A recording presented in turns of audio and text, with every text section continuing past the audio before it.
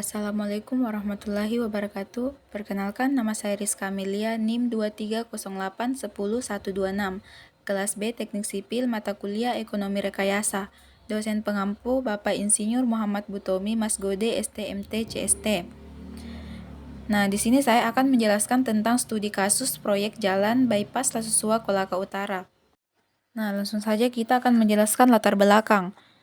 Panjang jalan, proyek jalan bypass Lasusua Tobako memiliki panjang 10,33 km. Peran vital mendukung distribusi barang dan mobilitas masyarakat. Konektivitas strategis menghubungkan pelabuhan Tobako dengan pusat pemerintahan Lasusua. Permasalahan yang terjadi, kerugian material diperkirakan mencapai 2,8 miliar rupiah. Dampak sosial, tingkat kecelakaan meningkat dan mobilitas terhambat. Penyebab utama, abrasi laut menyebabkan talut sepanjang 1,355 km jebol. Penanganan awal proyek. Yang pertama, pengelolaan dikelola oleh BPJN Sultra. Anggaran alokasi 8,2 miliar rupiah pada tahun 2023. Fokus pekerjaan, pemulihan struktur jalan dan penggantian jembatan. Tujuan proyek, pemulihan fungsi, mengembalikan kondisi jalan agar berfungsi optimal. Ekonomi, meningkatkan konektivitas untuk mendukung ekonomi lokal. Keselamatan, mengurangi risiko kecelakaan bagi pengguna jalan. Efisiensi, mengurangi waktu tempuh dan mempermudah distribusi logistik. Analisis biaya investasi. Investasi awal total biaya untuk memulai proyek sebanyak 8,2 miliar rupiah. Umur manfaat, perkiraan masa manfaat proyek 10 tahun.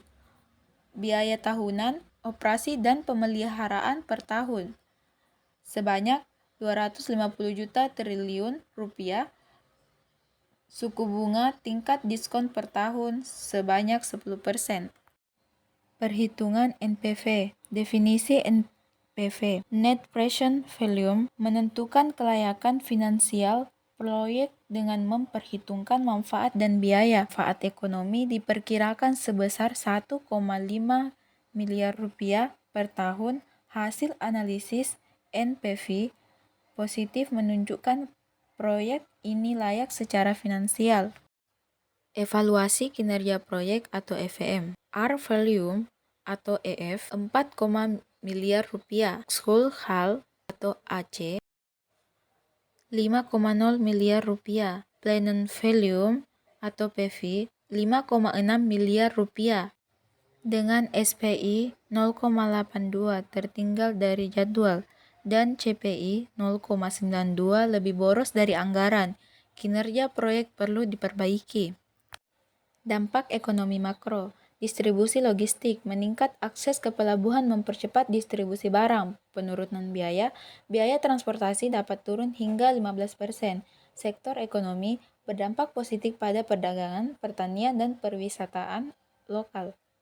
Solusi jangka panjang untuk melindungi jalan, pembangunan drain dan breakwater, melindungi jalan dari abrasi pantai secara efektif. Sistem deteksi dini, mendeteksi kerusakan pada jalan infrastruktur, mitigasi risiko iklim, perencanaan untuk berkelanjutan terhadap perubahan iklim. Tantangan proyek jalan bypass Lasusua, proyek di wilayah pesisir rawan abrasi dan cuaca ekstrim. Koordinasi antar lembaga sering terkendala, menghambat progres. Keterbatasan anggaran memperlambat pelaksanaan proyek. Tantangan besar memastikan kelancaran dan keberlanjutan. Pembelajaran ekonomi dan evaluasi proyek. Yang pertama, studi kelayanan finansial. Menentukan prioritas dan alokasi anggaran tepat. Kedua, evaluasi kinerja real time. Mempercepat pengambilan keputusan dan mencegah pemborosan. Ketiga, manfaat dan biaya. Dasar pengambilan keputusan pembangunan infrastruktur. Kesimpulan proyek dan perlindungan infrastruktur. Kelayakan ekonomi positif, MPV dan BCR. Proyek menunjukkan nilai yang menguntungkan.